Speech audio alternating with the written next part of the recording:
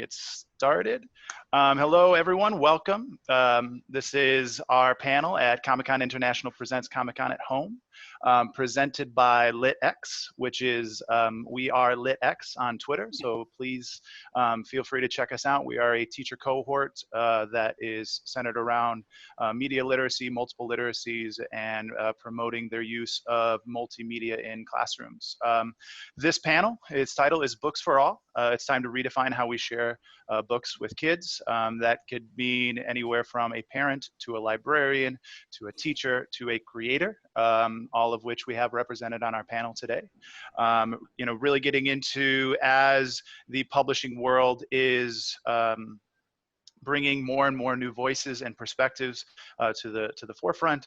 How do we mine the experiences of sharing those stories with our children, right? Our students, and whatever form they may take, right? Students, children, so forth and so on. So I'm going to let me introduce myself really quick, and then I will let my panelists introduce themselves.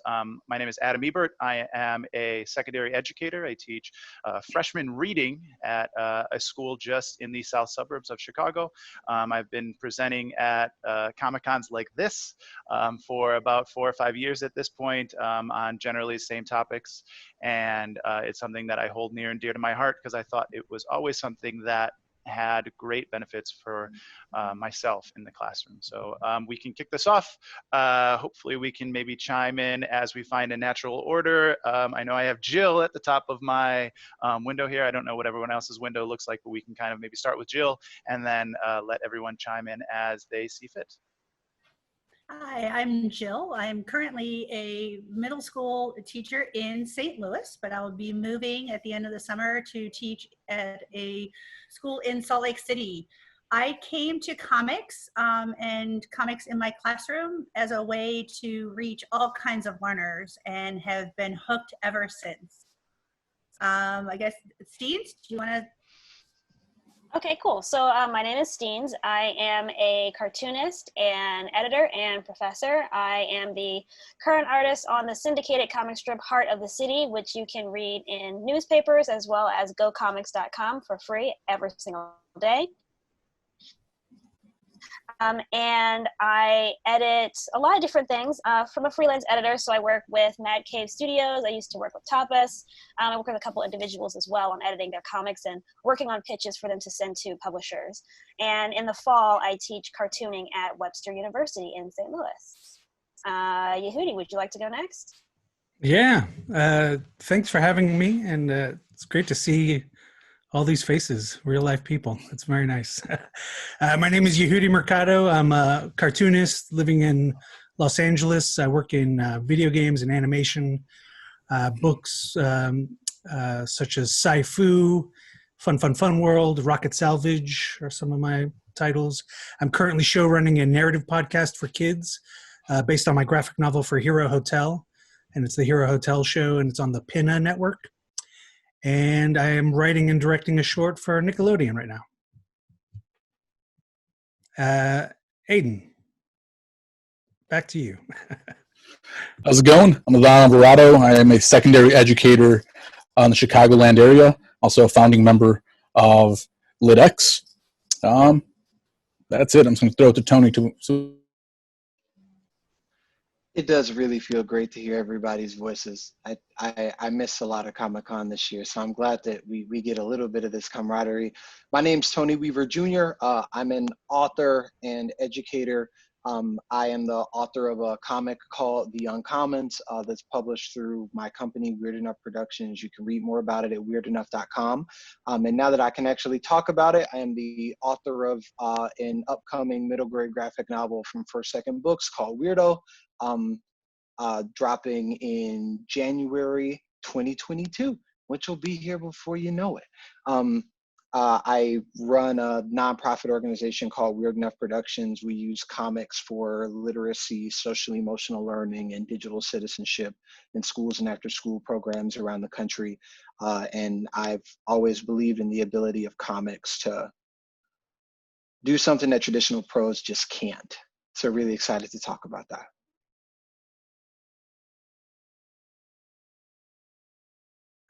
All right, those are our introductions. I think we're going to start just a little bit general, I think, before we get into, obviously, a more engaged conversation. We've all shared books in some capacity with children or students. You know, we have, I know, Steens, you have library experience. You know, we have creators here. We have educators here. We have parents here. So I think just generally, I'd like to have us in, and I think the order that we've established just in introductions, I think would be good, and kind of going from person to person. I think, you know, once we get maybe more specific questions based on who we are, we can kind of go from that order. But so what do we think? What have our experiences just generally been in sharing books, kind of maybe creating libraries, classroom libraries, or curated sections of libraries, or, you know, in the instance of our creators, creating books for a particular audience? I know that is general, but what have some of our just general experiences been sharing and curating what books are put in front of kids? I can't keep graphic novels on the shelf in my classroom. And I know a lot of educators are focused on reluctant readers when they look at graphic novels, but I actually have found that every reader benefits from graphic novels. A way that I curate my collection is by reading a lot of them, making sure I establish a relationship with my local comic book store, and then also looking at library blogs and lists every year, but also following creators. Creators are extremely generous in keeping us informed with what's going on, but I find them an invaluable tool, both for generating a reading culture, and helping kids understand and empathize with a variety of viewpoints. Yeah, you talking about, you know, reading a whole lot is definitely something that I do as well, or try to do with the time that I have. But I find that reading what younger kids are reading is only going to help us, especially when it comes to reading alternative styles. So reading webcomics and reading zines and understanding, you know, that the majority of students in your class all have a Webtoons or a Tapas account, you know? So I think it's really about trying to stay connected to the changes in the industry as well, and what younger readers are reading. Yeah, I definitely, my first book that I self-published was more of like aimed at the adult audience, but my style was so cartoony that I would go to these Comic-Cons and feel bad about like shooing kids away from my table. And I'm like, I don't know, that didn't feel great. And then it was a couple of Comic-Con after that, I like looked around at all the covers of like the Marvel and DC covers, and I just like, I got bummed out because like every cover had like a gun or like a bloody knife or like something crazy violent, and it would just like hit me like I need to make comics for kids. Like it just, you know, I love cartoons, and I'm glad I made that decision. And it wasn't really until Oni Press, who published Sci-Fu, was able to distribute into bookstores and libraries that I feel like that finally like made the difference in my career, because the other books that would get published would just be in like comic book shops, and 99% of comic book shops are not aimed at kids at all. Like it feels like they shoo away children from comic book shops, but like bookstores and libraries is where I feel like I've finally made a connection with an audience, and it's very satisfying. Yeah, I mean, all I would add to that is that students definitely have a very like specific taste, right? They know what they like. So when you're offering them books, like you do want to perhaps get them sort of expand their horizons, but still meet them where they're at. Because there's nothing worse than being like, yo, check out this book. It's similar to this if you like it, and then it's not at all. Because then you're going to be like, bro, like this is nothing like this. And then you're just going to call into question like the things that you're throwing out at them. So, you know, remember when you were young, like you like something very specific. So work with what they're into, man. I think that my experience with young people and them selecting their reading material has really been rooted in the fact that they will find what they need The only question is, are you going to make it easy for them to find or not? Like, I wholeheartedly believe that a lot of the artist community right now that's really active on Twitter and on Tumblr, like a decade ago, were really active in RP and fan fiction forums on Gaia Online, trying to find people that were a part of their fandom, that were into the things that they were into. I wholeheartedly agree with Steens and what she said about the fact that there are untraditional places to find literature and to find writing that I don't feel like have been well integrated into the education infrastructure as a whole. And from my experience, I see a lot of kids gravitating towards those. I see so many webcomic readers. I see so many people that can tell you who their favorite fan fiction author on Wattpad is. But can't give you the name of their favorite book that was on the New York Times bestsellers list. And I think that that demonstrates a shift that's not incorrect, in the sense that I don't think there's ever a wrong way for a student to find a book that they like. But I do think that it demonstrates a need for a shift in the way that we as educators supply and find our material. I also want to bring up something that Yehudi talked about with his style being cartoony, but the story not so much. I have that problem as well. You know, I always look at my work and I'm like, oh, this is for kids. But like in my heart, I'm like, I want to tell a horror story, you know? And I'm finding that even with the work that I do with Archival Quality, which isn't you know, was supposed to be an adult book. And then, you know, Deadbeats, the anthology that I did, you know, I'm not changing my style of drawing. And even though the story is more adult, I am finding that kids are still gravitating towards it because it does have that younger feel to it. And that's okay. Like I oftentimes people will come to me and be like, oh, okay, so this book is about like mental health and ghosts and is a little scary. Like, is it for kids? And in my head, I'm like, well, it's for anybody. But also my favorite like Amazon like review is from an 11-year-old. So it's like, it's okay if they gravitate towards it because it looks, you know, like something they are interested in, because they can handle these kinds of stories. You know, it doesn't always have to be, you know, your typical, you know, cartoony type of storytelling. You can do a lot more with it. And I think that's the important part too, is, you know, a lot of educators rely on Lexile scores and things like that, rather than getting to know the reader and reading more widely. It also, I mean, one of the things, and I actually mentioned this in a text to Steens earlier, that's been something that's become more and more prevalent the more visual media I use in the classroom, is that we need to be thinking more critically also about the kinds of images we are presenting to students. And I think that's part of the importance of looking at curating your collection as a classroom and making sure the images that you are presenting to students are accurate. They're reflecting, and I'm talking also about the characters in the background are accurate. They reflect legitimate experiences. And we are seeing an increase in own voices and the diversity of creators, but we're not there yet. So I caution parents and teachers to make sure that just because it's published from a well-known publisher or it got a good review, it doesn't mean it has the images that we want to make sure that our kids are exposed to real world, not old stereotypes or bias. Yeah, and it's really interesting that you bring up background characters, because I kind of have been dealing with that right now with Heart of the City. I do want to say, you know, they've been really great and we've been working on it.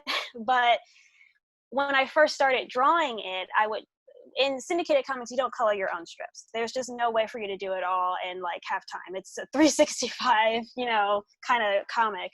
And so I was drawing these comics and I was putting people in the backgrounds because that's how I do comics. I love for my full comic to be immersive. And I noticed that I got it back from the color department, and these characters were white. And they were definitely like supposed to be black. Like you could tell from their hair and their facial features. Like, I don't think I made it Like, it's pretty obvious that these were supposed to be Black kids, but they still color them in white. And so I told that to my editor, and we found out that they just never considered it. And then this kept happening to the point where I was like, I need to give you now color guides for even background characters. And they suggested, well, if we're doing it wrong, how about we just blanket color the entire background one shade of purple? And I was like, no. That also doesn't work, because when I took over the comic, one of the things I wanted to do was to make sure that it reflected the world around us, and that includes people in the background. And I'm trying to think of, like, why is this so hard? And I'm realizing that of the few Black syndicated comic strip artists, the ones that are doing are drawing Black people, it's because they're all in a family. And so they don't really leave their houses, So the color department doesn't really have anything to think about, because it's like, oh, well, that's this character, this character, this character. Obviously, we know how to color them. And so this is probably their first time having to color in people in the backgrounds of strip comics. And as I'm talking to people about, their experience with strip comics, I'm noticing that everyone I talked to said those are the first comics they ever read, the newspaper comics, because they're available for you and they're right there to read. And so it's like, I'm always trying to think that most of the people that are reading this comic are going to be kids reading it from a newspaper, and they need to be able to see that they're also in the background at school, So it's definitely important to think about what's on the page, because children will pick that up.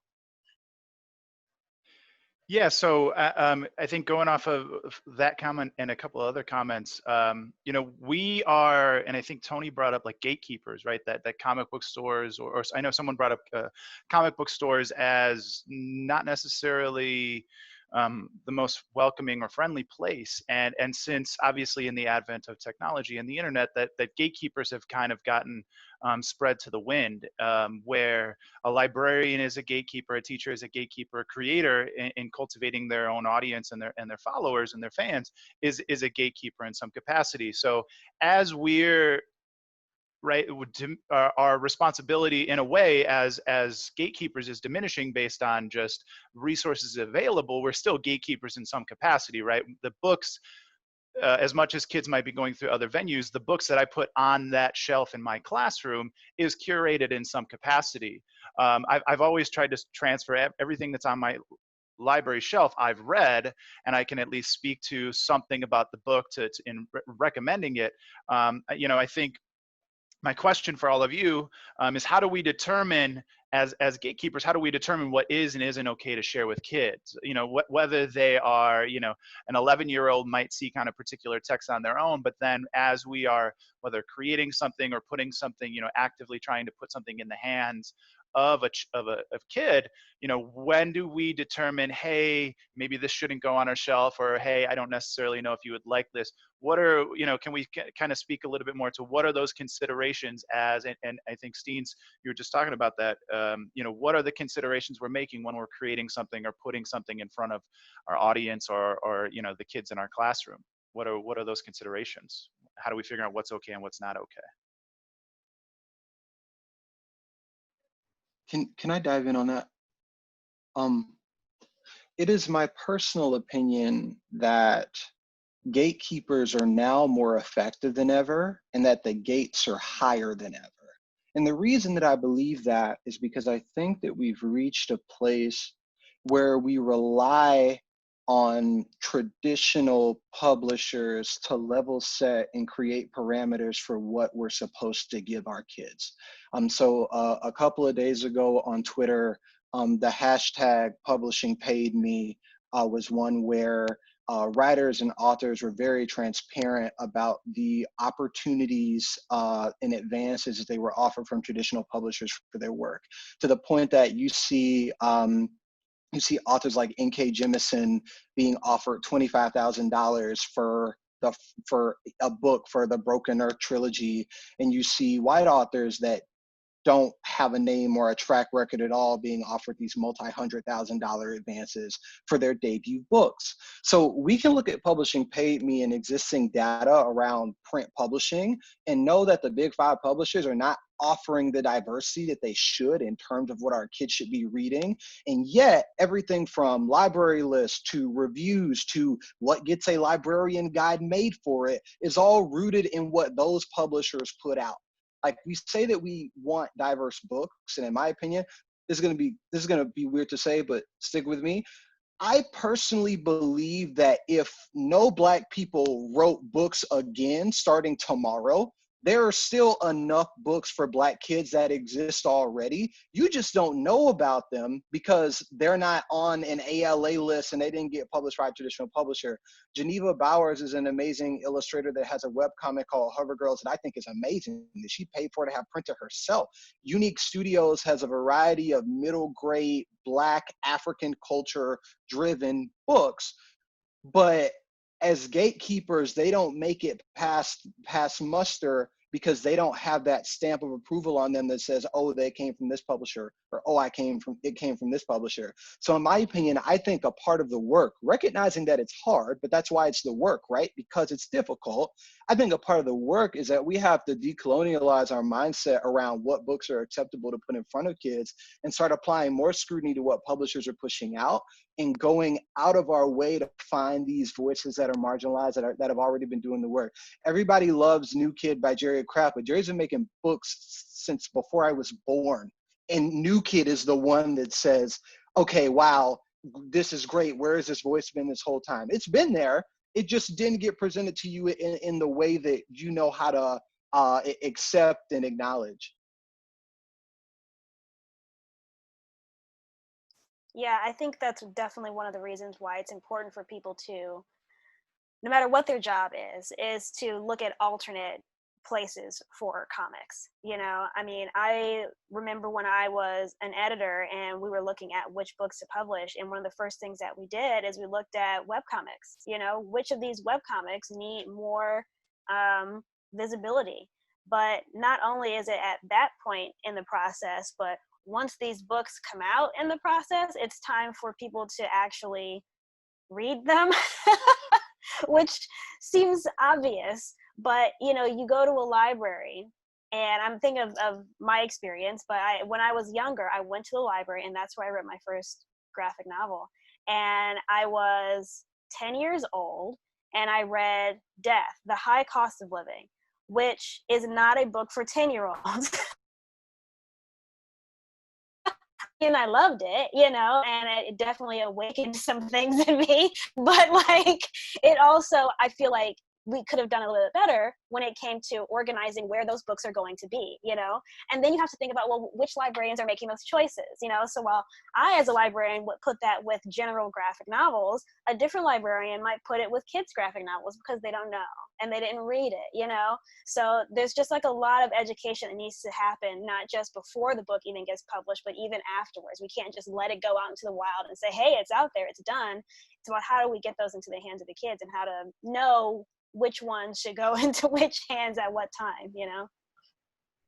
And I think too, and this has come up last year, but also I find that particularly like elementary and middle school, that the adults are making a lot of assumptions about what kids' lives are like at home.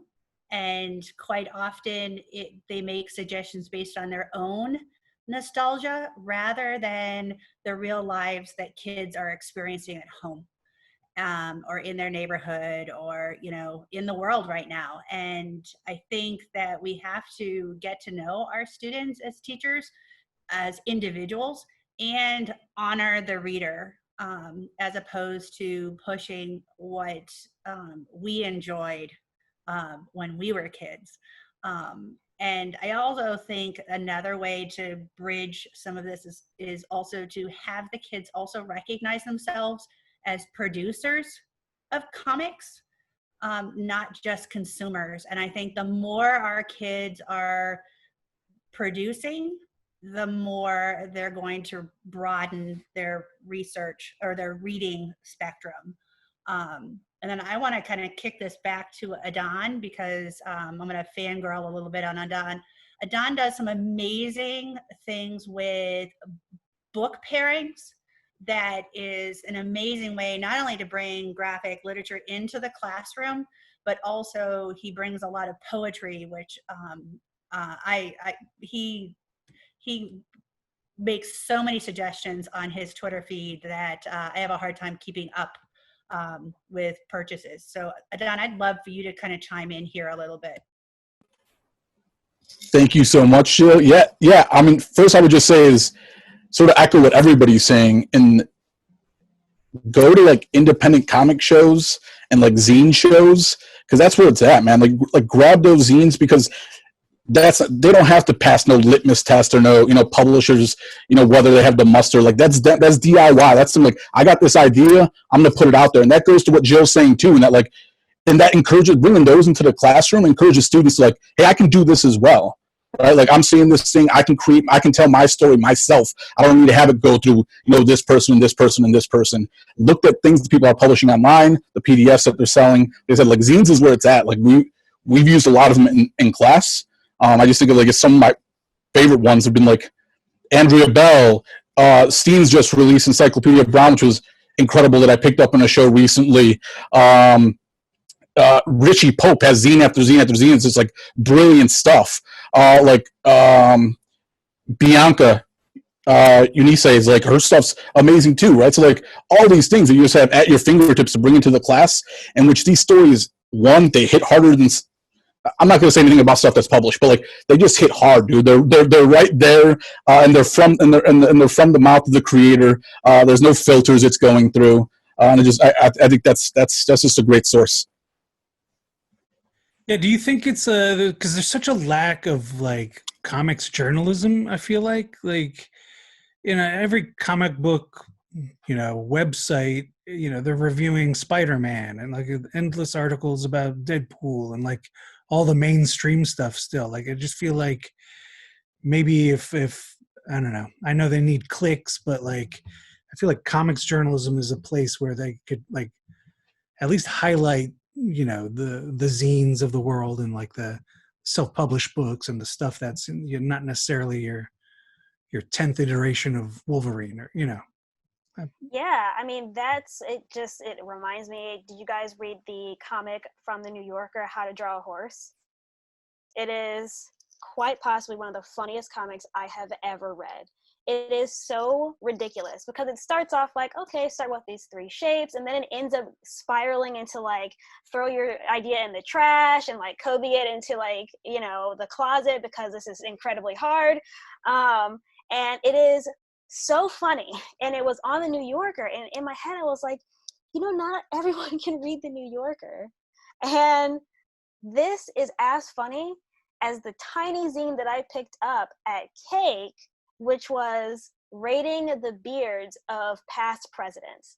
So it's like, there's equal, quality out there, but why is it that some of these are still in that, zine space, and then others get to be on the New Yorker? And it's also now being nominated for an Eisner, How to Draw a Horse. So please definitely read it because it's hilarious. But it brings up the question, like, why this one but not this one? Yeah, and I think that's where it becomes hard, right? When you're decentralizing things, right? When things aren't just strictly published by Marvel, DC, and even Image. I think once then, just like Yehudi said, when it's not being picked up by comicbook.com, then because obviously they're working hand in hand with Marvel in some capacity, that's when you find it's much harder to find those things. Even Comics Alliance tried its best to have that voice and try and highlight things that were smaller, and obviously that's something I really miss in terms of just a different voice as opposed to the bigger sites that are like, here's a preview of this next big Marvel crossover, right? So yeah, it sucks that a lot of those alternative voices are gone in terms of comics journalism.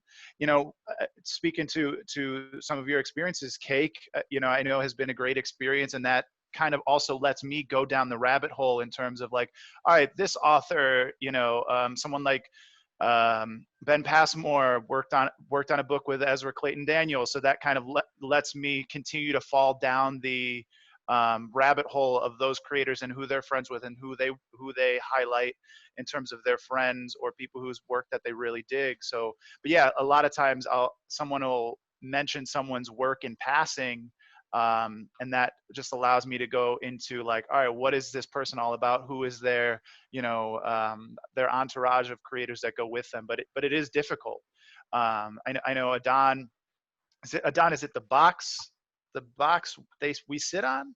I know he and our friend Ronell were talking about it, and that just let me, and it was something like, oh, okay, that didn't register, but they were really blowing it up about how effective it was. And so that just led me to, all right, here's this author, here's everything this author's done. If they're working with a tinier publisher, I'm going to check on all of those things. But it's hard because that is a lot on the consumer to look for those things, as opposed to, someone's, again, going back to curating this experience and really spotlighting those things as much as there are awards. I think even AV Club tries its best, their kind of comic side in terms of journalism. They do try their best, but I think they try and find an equal balance. But it is, I think, hard to mine in terms of just all the content that is out there. It is hard to kind of what gets picked and what doesn't get picked is tough. But I do think there are avenues for teachers. LitX is a perfect example. Following on social media, you'll get part or at least pieces of that conversation. Following somebody like Tony, who's constantly talking about visual literacy and media literacy, you can gather a lot as a teacher of places to start. In terms of picking up books or looking at other people to follow. And so I think it's really important for educators to find those groups like LitX or the hashtag Educomics to make it a little bit easier to find at least a stepping stone to creating their own collection. Yeah, I think some of the curation too is also, all the peeps on this panel I follow on social media, and it's just cool to see. Not only are they talking about the creative side of things and their thoughts on things that they're creating or things that they're reading or watching or listening to, but we're also seeing a more personal side where they're sharing their thoughts. So it's not just all promotion, right? It's not all just they're plugging their things. It's good. I think you guys are curating. Here, check out this book. Here's this great thing. Here's what I'm into now. So yeah, I think it's just following the right people. Jill, you had something, a phrase that really stuck with me. Honor the reader. In terms of, right, how am I maybe doing what's best for my audience? And we have three creators on the panel. My question for you is, audience is key, right? We want to, like Jill said, we want to honor our reader. So what are those, and sometimes, they can be conscious and sometimes they can be subconscious, but what are the considerations you're making in regards to your audience when you're creating? When I'm writing something, what am I thinking about? How will my audience receive this, or do I include this and not include this? Is that an active process of what do we consider about our audience when we're creating something? So I think as an editor and as a creator, the audience, knowing that demographic does drive everything, specifically when it comes to trying to figure out how you want to tell a story.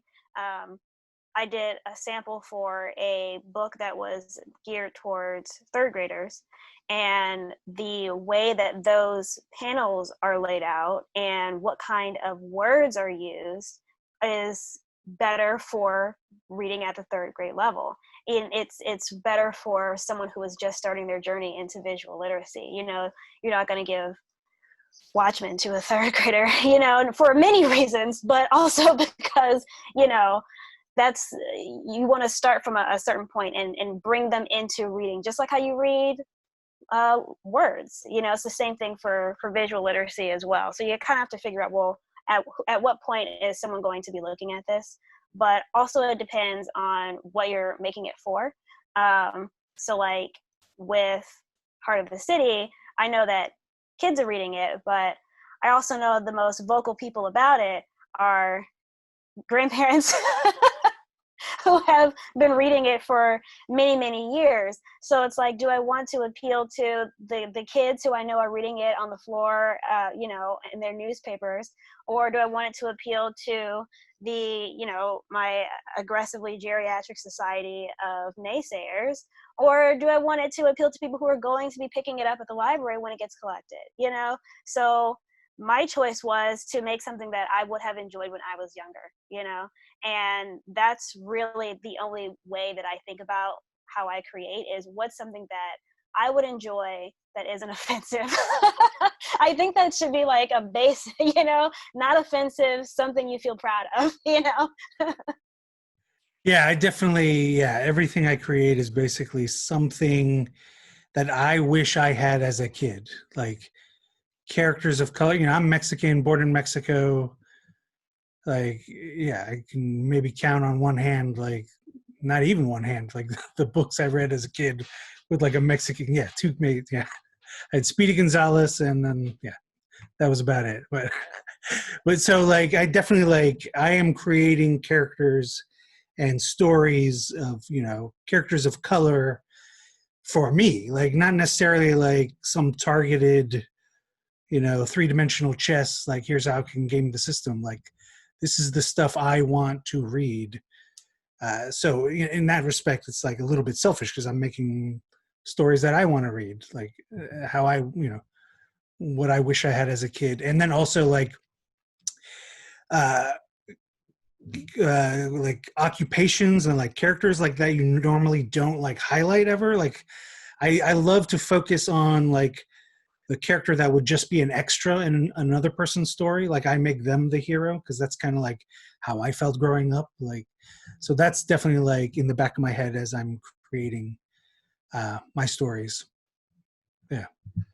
Steens, I just want to point out that I am using the phrase aggressively geriatric as an insult from here on out. Like that's going in my back pocket. The next time somebody says something to me, I'm calling them aggressively geriatric.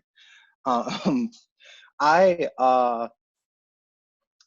when I think about what to create, I think that there's always a baseline of make characters that I wish I had growing up. But in general, I'm the type of, the way that I was raised was, I don't really talk unless I have something new to say. So if I write a story and I create something, then it's actively because I feel like there's a gap, because there's something that I don't think is being spoken about. So for example, in The Uncommons, our main character, Iris, has this vision where she predicts the end of the world, and she's going and trying to stop this vision from coming true. But in addition to that vision, something that she's fighting internally is the fact that when she initially had that vision, the adults in her life didn't believe her or trust what she was saying. So it manifests in self-doubt for her. And when I wrote it, my thought process was from the perspective that there are a lot of kids, especially Black kids, that feel doubt just because they're Black kids trying to do something. There's always a shadow that looms over them whenever they try to make any action that says, you can't do that. You're not capable of doing that. You can't accomplish that thing that you want to accomplish. And for me, as a writer and as a reader, I hadn't seen anything that approached that said something about that. So I recognized that deficit, and I said there's a need for a story there. In The Uncommons, there's another character named Influencer, who what we say about him is that he has millions of fans, but he's not a fan of himself.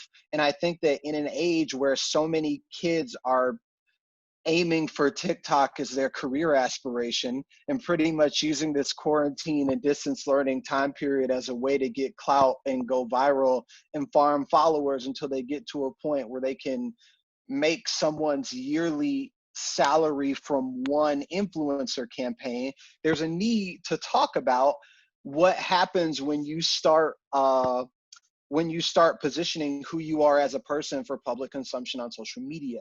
Everything that I create is from a perspective of, hey, I don't think we've talked about this, and we probably should, because if we don't, I think we're going to be in a pretty bad place. So as an author, that's what I try to do. I'm always looking for I know that we've talked about A, B, C, D, but what's the next thing? Because I think we should talk about that too. Yeah, critical thinking is a big thing. Like, because growing up, you know, I was always in trouble. Even though I was a good kid, I never got in fights. I didn't drink until after, way after college. Like, but I was always in detention in school. So, like, even though like I was a good kid, but I think that like places this sort of like seed in your brain that like, oh, the authority can be wrong, like they can be wrong. So like I that tends to be like a through line in all my stories, is like main characters like are have this sort of like authority figure that is obviously wrong, that they need to like rail against and sort of rebel, but for good reasons. Yeah. And something that I found interesting in writing is that um, sometimes teachers are hesitant to incorporate text like that because they know that it's going to draw a little scrutiny on them. Me personally, I'm like, I don't think I did my job as a writer if you don't read it, and as a teacher that's going to give this to a student, go, I better make sure I have all my ducks in a row before I give this to my kids, because if not, they're going to call me on it. I think that as writers, there are some like invisible hoops that we have to navigate around. Okay, in order for the book to get to the child, I have to first make sure that it makes it past the parent or past the teacher. And how do I make sure that they don't feel threatened by it, but that the message still rings true? Because the truth is the truth, and I'm not going to remove it just because it intimidates you that your child may learn that.